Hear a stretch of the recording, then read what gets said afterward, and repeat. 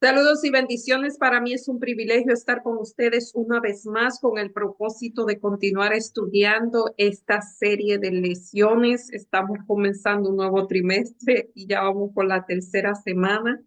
Este trimestre, el título de la lección es Alusiones, Imágenes y Símbolos, cómo estudiar la profecía bíblica. No es una lección de profecía per se, sino que nos está mostrando a identificar los símbolos, las imágenes que se encuentran a través de la Biblia, que son imágenes proféticas. Pero antes de continuar, como de costumbre, vamos a pedir la presencia del Espíritu Santo por medio de la oración. Oremos. Amado Dios que estás en los cielos, alabado, glorificado, bendecido, enaltecido sea tu nombre por siempre. En este momento estamos delante de ti dándote la gracia por tu amor, por tu misericordia, por tu benevolencia, porque nos das el tiempo, porque nos permite, Señor, sacar del mismo para grabar estas lecciones. Y también te agradecemos en forma muy especial por las personas que nos ven, que también sacan de su tiempo, Señor, que tú lo acompañes de principio a fin, que tu Santo Espíritu sea con cada uno de nosotros, que nos ayude a comprender, a discernir lo que tú quieres que creamos, Señor, o entendamos. Eh, bendice a tantas personas que están sufriendo por pérdidas de familiares, por tragedias que han ocurrido, Señor, que tú le des consuelo, que tú le des la paz, y que tú, Señor, en medio de la tristeza, el dolor, ellos puedan apoyarse, fortalecerse en ti y acercarse a ti. Todo te lo pedimos en el nombre y por los méritos de Jesús. Amén.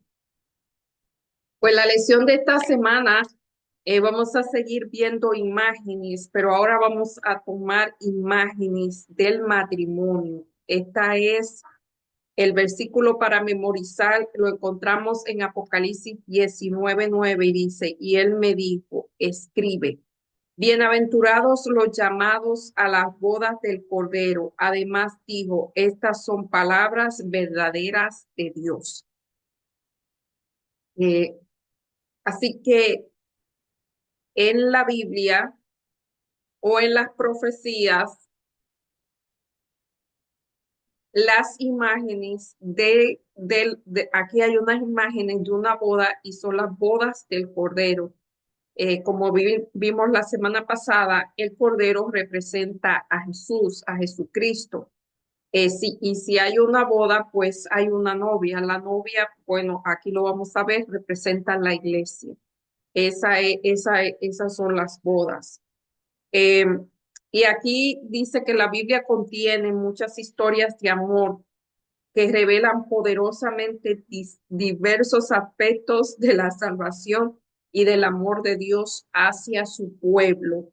El matrimonio es la más íntima de las relaciones, es una escuela en la que si se participa de acuerdo al modelo que Dios dejó originalmente, se puede descubrir verdades muy profundas acerca del amor que Dios tiene con nosotros y de la relación que Dios quiere eh, que tengamos con Él y lo que Él ha hecho para redimirnos.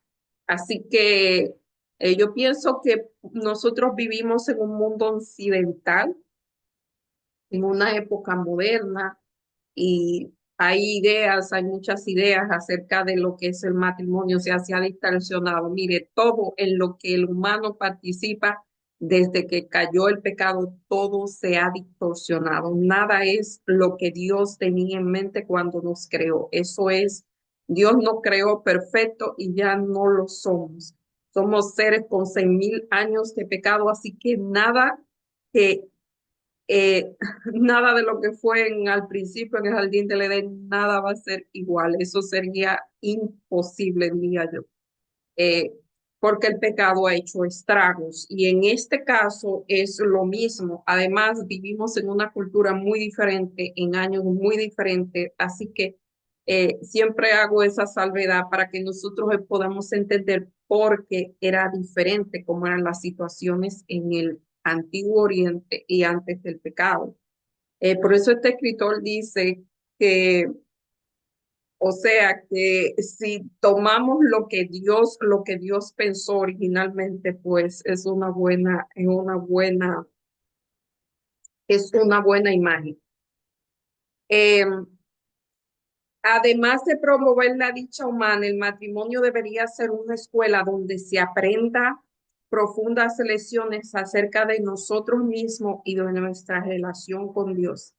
Esta semana vamos a ver qué dice Dios acerca del matrimonio. Analizaremos ejemplos de matrimonios bíblicos, tantos que fueron adecuados como lo que no fueron, como lo que fueron inadecuados. Y esto nos ayudará a comprender cómo se relaciona Dios con su pueblo, incluso cuando éste lo decepciona. Además, aprenderemos algunas lecciones acerca de su amor que nos servirá para entender mejor estos eventos. Eh, así que así va a ser la lección de esta semana. Una carne. Pocas metáforas bíblicas subrayan tanto la intimidad de la relación de Dios anhela tener con la humanidad como la del matrimonio. Estas metáforas se utilizan con frecuencia en la narrativa bíblica y aparecen en formas señaladas en la época, que el imperativo en los estudiantes de la Biblia comprendan lo que Dios desea cuando utiliza la palabra. Lee Génesis 2:23 al 25. Génesis 2:23 al 25. Y dice, por tanto, dejará al hombre a su, a su madre y a su padre y se unirá a su mujer y serán una sola carne. Y estaban ambos desnudos, Adán y Eva y su mujer, o sea, Adán y Eva, su mujer, y no se avergonzaban. Esto era antes del pecado. Efesios 5:29 al 32. Aquí hay otra imagen. Efesios 5:29. Porque nadie aborreció jamás a su propia carne, sino que la sustenta y la cuida, como también Cristo a la iglesia. Porque somos miembros de su cuerpo, de su carne y de sus huesos. Por eso dejará al hombre, y dice lo mismo, y se unirá a su mujer y serán una sola carne. Grande es el misterio, mas yo digo esto respecto a Cristo de la iglesia. Eso es lo que Cristo hace con la iglesia. En una ocasión en que Jesús se dirigía a los fariseos, citó el relato de Génesis acerca del matrimonio de Eva y Adán. Mire, aquí los fariseos y los saduceos y esa gente, los escribas y toda esa gente siempre querían tentar a Jesús y esta vez ellos querían entrampar a Jesús como siempre y querían poner a Jesús en contra de Moisés. Y Jesús, hábilmente sabiendo lo que estaba pasando, le dio una respuesta, ¿cómo le digo? Que lo dejó, ni perjudicó a Moisés, ni, o sea, él trajo una respuesta salomónica que ni siquiera, que no perjudicó a Moisés, porque Moisés era su profeta, y además eso no era idea de Moisés, eso fue inspirado, o sea, Moisés no hacía las cosas porque él quería hacerlas, eh, sino que era inspiración, o sea, era la solución a un problema que existía por causa del pecado. Eh, o sea, esta es mi opinión. Y Jesús le dijo que en el principio no era como era, en el jardín del Edén no era como se estaban llevando las cosas, o sea, que ha habido por causa de la caída del hombre, esto se ha arruinado como todo lo demás. Eso debemos entender, pero debemos sacar lo positivo para aplicarlo a la relación que Dios quiere con nosotros. Primero, una relación de matrimonio es la relación entre dos seres imperfectos, mientras que la relación de Dios con la iglesia, Dios es perfecto, la iglesia obviamente es imperfecta. Dios tiene un amor incondicional, eh, demasiado incondicional, o sea, a pesar de todo, Dios no ama, eh, pero en el matrimonio no debe ser así. No debe ser uno incondicional y el otro no, porque entonces hay una disparidad ahí. Entonces, pero a pesar de eso, eso es más o menos la relación que Dios tiene con su iglesia. La iglesia somos todos, vamos a decirlo así. En la parte del lunes, la novia hermosa. Y aquí vamos a ver, en Ezequiel 16 hay una analogía que representa al pueblo de Israel y habla de una niña, una persona, una mujer que dio a luz a una niña y la dejó en su sangre y la niña creció. Es una analogía y se hizo ya cuando se hizo grande. eh, la encontraron, todavía estaba, o sea, todavía estaba desnuda, estaba en su sangre. Esto está en Génesis 10, perdón, Ezequiel 16, perdón, estoy en Jeremías, Ezequiel 16,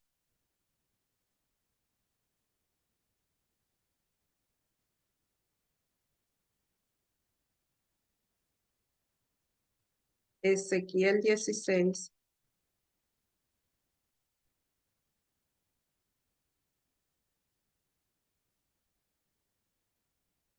Dice, y así dijo Jehová al Señor a Jerusalén, tu origen, tu nacimiento es la tierra de Canaán, tu padre fue amorreo y tu madre etea, y en cuanto a tu nacimiento, el día que naciste no fue cortado tu ombligo, o sea, ella se quedó así y no fuiste ni limpiada ni salada, no se le hicieron ninguno de los ritos que se suponía se le hiciera a un bebé y no hubo ojo que se compadeciera de ti al hacerte algo de esto y teniendo de ti misericordia, sino que fuiste arrojada en la faz del campo. Con menosprecio de tu vida en el día que naciste, yo pasé junto a ti y te vi sucia en tu sangre. Y cuando estabas en tu sangre te dije, vive sí, y te dije, y cuando está en tu sangre dijo, vive, y te dije, y te hice multiplicar como la hierba del campo, y creciste y te hiciste grande, y llegaste a ser muy hermosa. Eh, y tus pechos que se habían formado y tu pelo que había crecido, pero estaba desnuda y descubierta, y dice que pasé junto a ti y te cubrí y te juramenté y entré en pacto conmigo, hice Jehová y fuiste mía, y te lavé con aguas y lavé tu sangre y así, y de encima de ti y te ungí con aceite y te vestí de bordado, de encaje y te enseñé. O sea, en esta analogía, Dios está diciendo que cuando Israel nació era como una bebé que no fue, o sea, que fue dejada huérfana, que fue dejada a su suerte, y él pasó y la limpió, la vio que era muy hermosa, la limpió, la cubrió y formó un juramento con ella. Y entonces, esta mujer, después que Dios hizo todo eso, ella se prostituyó con, con las demás, o sea, con los demás pueblos. Es la historia de Israel realmente. Y si ustedes ven cómo es la imagen del matrimonio aquí, es como redimir a una persona que no se puede valer de sí misma. Eso más o menos es la imagen, cosa que no debe ser así, pero bueno, así es más o menos como la Biblia menciona lo que Dios hace por su pueblo, que su pueblo era un pueblo desvalido y, y Dios lo redime y es objeto de su amor, solamente que esta Israel pues le pagó mal. O sea, no remuneró lo que Dios había hecho por eso, por ella. En, en el martes, la esposa ramera de Oseas, y otra vez esto es muy controversial, esto otra imagen, estas son imágenes, pero fíjense que todas son imágenes que no son buenas. que no son, ¿cómo fue lo que él dijo aquí, lo que este escritor dijo? Que no son imágenes, que no son, ahora no tengo la palabra, que no son funcionales, vamos a decir así, no son imágenes funcionales. Eh, Aquí ya nosotros conocemos la historia, es la historia de Oseas, que Dios le dice a su profeta, ve y cásate con una mujer o sea, que se prostituye. Y él hace todo por ella, eh, y la mujer otra vez se le va y tiene hijos por allá y vuelve y Dios la vuelve y la trae. Eh, entonces, Dios siempre le dice, recíbela, para mostrarle el amor que Dios tiene por, por su pueblo, pero esto realmente no puede ser ejemplo de lo que es realmente un matrimonio. Pero Dios lo menciona así para mostrar que el amor de Dios es incondicional, que es un amor condicional, que a pesar de todo lo que el pueblo de Dios haga, Dios siempre vuelve por su pueblo. Realmente eso no debe ser la imagen de un matrimonio y lo digo claramente. Es para que no nos confundamos. Esta es la imagen de lo que es Dios, lo que Dios hace por su pueblo, realmente. O sea, llega un momento que la relación se quebranta, pero Dios siempre vuelve a tratar de subsanar esa relación. Esa es la historia de Osea, eso lo hemos visto en varias lecciones y es una imagen que conecta con Apocalipsis 17, 1 y 2. Apocalipsis 17, 1 y 2. Aquí también se habla que vino entonces unos 7 ángeles que tenían las 7 copas y habló conmigo diciendo, ven acá y te mostraré la sentencia contra la gran ramera, la que está sentada sobre muchas aguas, con la cual han fornicado los reyes lo mismo, y los moradores de la tierra y se han embriagado con su fornicación. Y llega un momento que ya la relación, al final de los tiempos, pues ya esa relación, o sea, no va a tener, no se va a poder sanar, es lo que dice, porque ya se dañó. Pero Dios siempre está detrás de su pueblo. O sea, aquí cuando se habla de adulterio, fornicación, quiere hablar del adulterio, fornicación espiritual, cuando el pueblo de Dios se va detrás de otros dioses que no son Dios. Eso es lo que quiere decir. Nosotros hablamos de esto en lecciones anteriores hace poco, así que no voy a abundar mucho. Y en la parte del miércoles, Isaac y Rebeca. Y aquí cuando Abraham ya era anciano, sin duda, saben que Abraham siempre fue anciano. Él murió a los 175 años, siempre fue anciano. Eh, Dice que cuando Abraham ya era anciano y pensaba sin duda en la promesa que Dios había hecho a su prosperidad, encomendó a su criado de mayor edad y confianza buscarle una esposa a, a Isaac. Por eso digo que estas historias son de culturas diferentes y de tiempos muy diferentes, pero en ese tiempo se utilizaba ese método y fueron a buscarle a Rebeca, eh, Génesis 24, 1 al 4. ¿Por qué era tan importante para Abraham que su hijo se casara con una de las hijas cananeas, que no se casara? Porque las cananeas eran adoradoras de ídolos, tenían otras creencias, tenían otra cultura. Y fíjense que aunque la familia de Abraham, porque resultó ser que Rebeca era prima de Isaac, así pasaba en la antigüedad, por eso siempre digo, eran cosas diferentes, pero más o menos tenían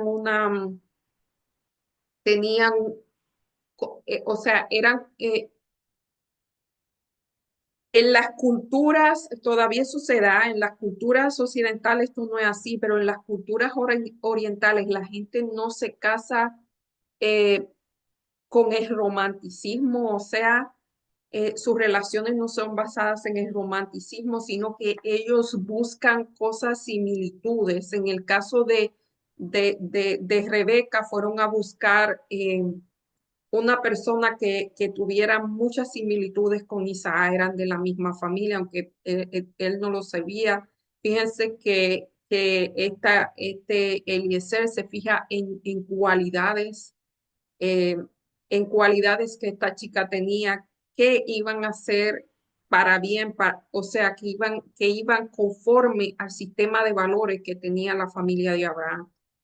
Eso es lo que ve, lo que busca este hombre. Por eso cuando vio que esta Rebeca era una muchacha muy servicial, desinteresada, o sea, servicial, lleva el servicio a otro extremo. Entonces, él dice, oye, esta es la persona o sea, Dios la dirigió, él pidió dirección de Dios y Dios la dirige, era una persona de muchas cualidades muy hermosas, serviciales y todo lo demás. Y da la casualidad que de la misma familia, o sea, tenían tenían los mismos valores que Abraham. Y eso eran cosas que eran tenidas muy en cuenta en la antigüedad. Por muy exclusivista que pudiera parecer su admonición, la cuestión para Abraham era espiritual, no étnica, o sea, no era porque era de la ciudad, sino que las cananeas eran adoradores de ídolos. Eh, Era teológica, no nacional. Era una persona que más o menos tenía la creencia que Abraham tenía. Abraham conocía muy bien la degeneración moral de las prácticas religiosas cananeas, además del culto a dioses falsos, y sabía lo fácil que sería para su hijo caer en esas prácticas si se casaba con una cananea, porque fíjense que Salomón buscó mujeres que adoraban ídolos y dice que el corazón de Salomón fue influenciado por esas mujeres y se volvió un adorador de ídolos también.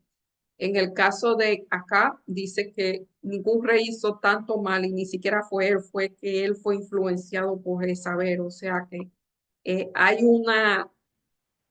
hay algo muy importante en esta parte acá. Eh, yo he buscado mucha información acerca de cómo esta gente piensa y es totalmente diferente, es totalmente diferente. Eh, por eso yo digo que para nosotros quizás nuestra cultura es, si no tenemos el conocimiento, es un poquito diferente.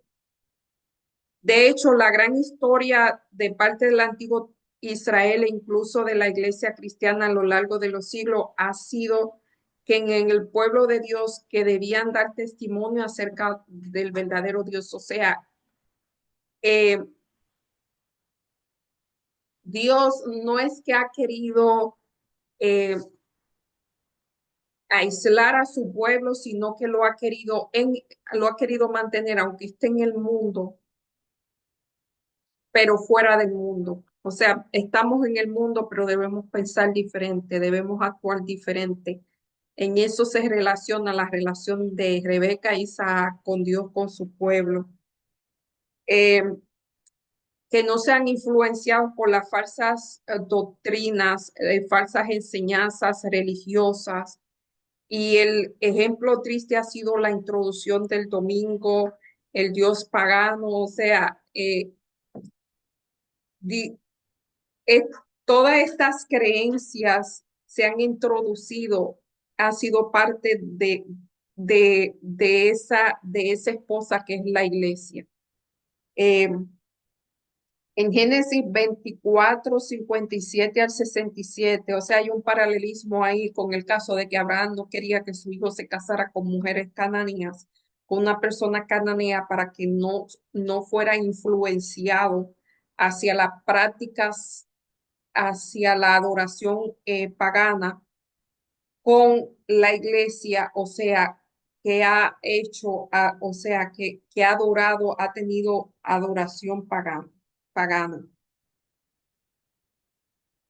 Eh, Génesis 24 57. Ellos respondieron entonces, llamemos a la doncella y preguntémonos. Y llamaron a Rebeca y le dijeron, ¿irás tú con este varón? Y ella respondió, sí. Fíjense cómo era la costumbre. Ella no sabía ni quién era y le dice que se va a casar con una persona y él ya le dice que se va en este tiempo. O sea, en nuestra cultura, en nuestro tiempo, no se harían eso, eso no sería la norma, pero todavía en nuestro tiempo, en otra cultura, eso se da. Las personas se casan sin ni siquiera haberse visto más, se ven el día de la boda y ya. O sea, para nosotros los orientales eso sería muy extraño, pero así era, así era. Entonces dejaron ir a Rebeca, a su hermana, y a su nodriza, y a su criado de Abraham, y a sus hombres. Y bendijeron a Rebeca y le dijeron, hermana nuestra, sé madre de millares y millares, y posee tu descendiente en la puerta de sus enemigos. Entonces se levantó Rebeca y sus doncellas y montaron en los camellos y siguieron al hombre, y el criado tomó a Rebeca y se fue. Eh, Esa es la historia de Rebeca. Así eran, se concertaban los matrimonios todavía en esa cultura es así. Eh, es realmente, ellos buscan cualidades positivas que vengan de background eh, similares, de familias con creencias similares. A veces son familias de sangre, sino que tengan diferentes culturas, o sea, valores y principios muy similares. Y es muy interesante. Ellos usan unos vínculos que son más fuertes que el mero romanticismo. Em, y aquí dice, no cabe duda que estamos emparentados con nuestro Creador y que fuimos hechos a su imagen y semejanza, hemos sido separados por Él, por el pecado, sin embargo, todavía se nos considera la esposa adecuada para Él, aunque nuestras decisiones equivocadas puedan hacer que el matrimonio sea innecesariamente turbulento porque por nuestra naturaleza caída. Por eso yo digo que esto no debería ser la norma.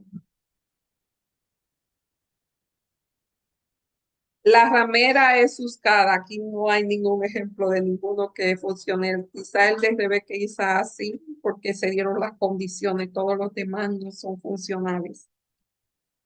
Eh, la ramera es buscada en Apocalipsis 19 1 al 9, es otra imagen de una mujer que es ramera. O sea, en el caso espiritual, que adultera con otros dioses.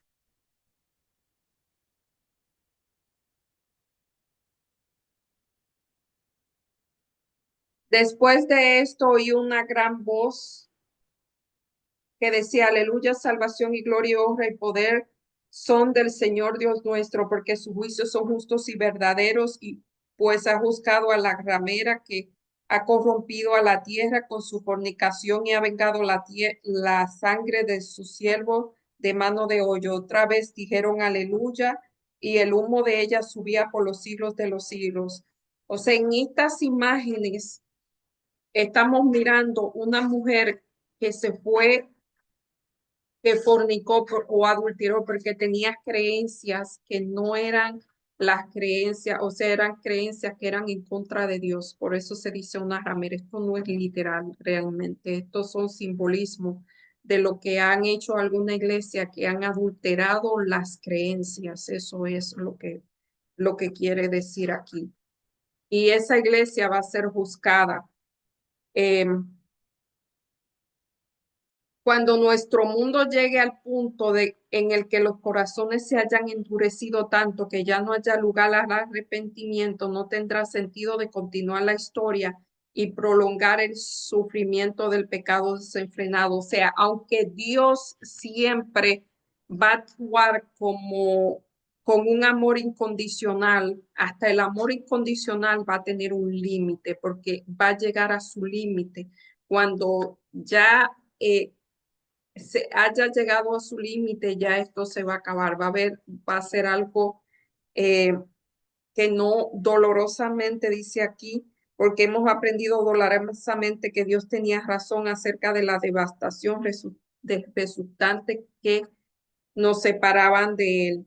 El matrimonio es una unión para toda la vida, es símbolo de la unión de Cristo con la iglesia. El espíritu de Cristo manifiesta hacia su iglesia, es el mismo espíritu que debería reinar entre los esposos. Esto es el testimonio para la iglesia, el tomo 7, página 48. Cristo sufrió un dolor inimaginable con el género humano, lo rechazó y lo entregó a otros dioses el afecto que solo merece. Aún así se entregó por nosotros y pagó por nuestras infidelidades y adulterios para que si nos arrepentimos y apartamos de ello, viviéramos para siempre conforme a la promesa.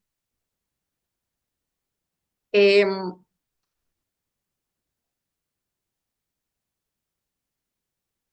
o sea, la relación de Cristo y de su iglesia es un matrimonio funcional. Si no es funcional, pues es igual que la relación de Cristo y la iglesia, porque es una relación turbulenta, pero al final, pues el Señor va a tener que tener un juicio contra esto, o sea, va a tener que terminar, se va a romper.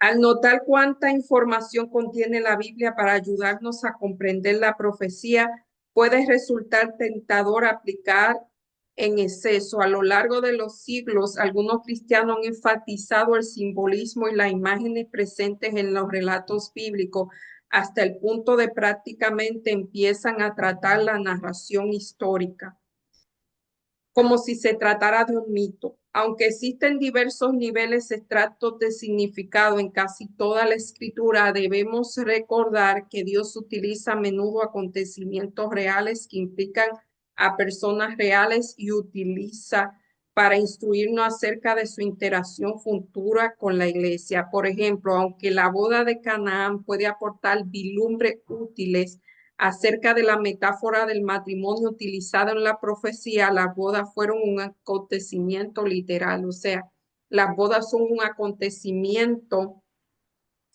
metafórico, mientras la boda de Caná fue literal. La palabra de Cristo proporcionó una amplia provisión para la fiesta, así de abundante es la provisión de la gracia para borrar las iniquidades de los hombres y para renovar y sostener el alma. El deseado de toda la gente, página 127. Elena G. de Guay añade al respecto, no hará nada el Señor sin que revele a sus siervos los profetas, aunque las cosas secretas pertenecen a Jehová. Las reveladas son para nosotros y para nuestros hijos. Dios no ha dado estas cosas y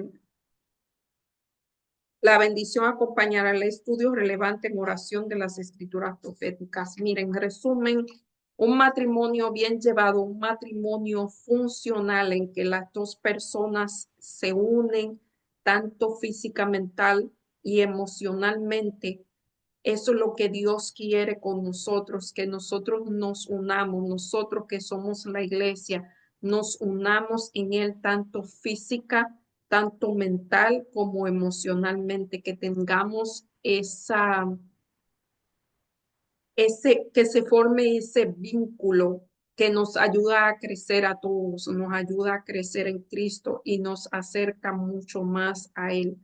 Eso se daría en un matrimonio funcional.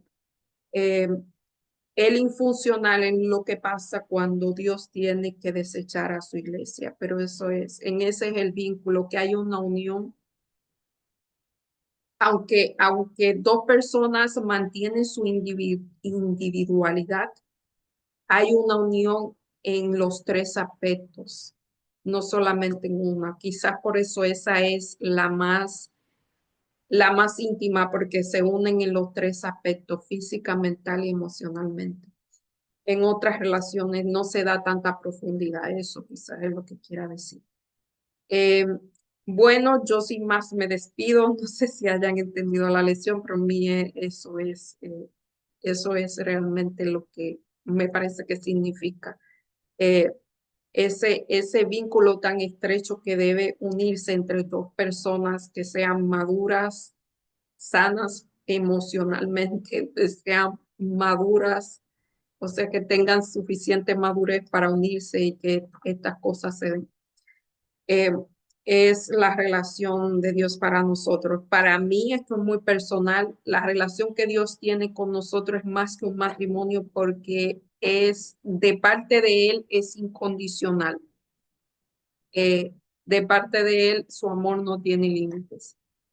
Eh, en una pareja no debe ser así porque entonces sería un poquito problemático. Esa es mi opinión.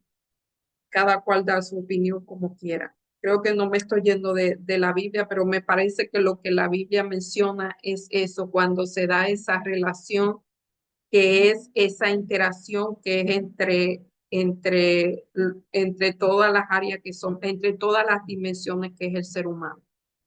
Bueno, sin más, yo me despido. Para mí esta lección ha sido un poquito confusa, se lo confieso. Así que vamos a orar, oremos. Amado Dios que estás en los cielos, alabado, glorificado, bendecido sea tu nombre.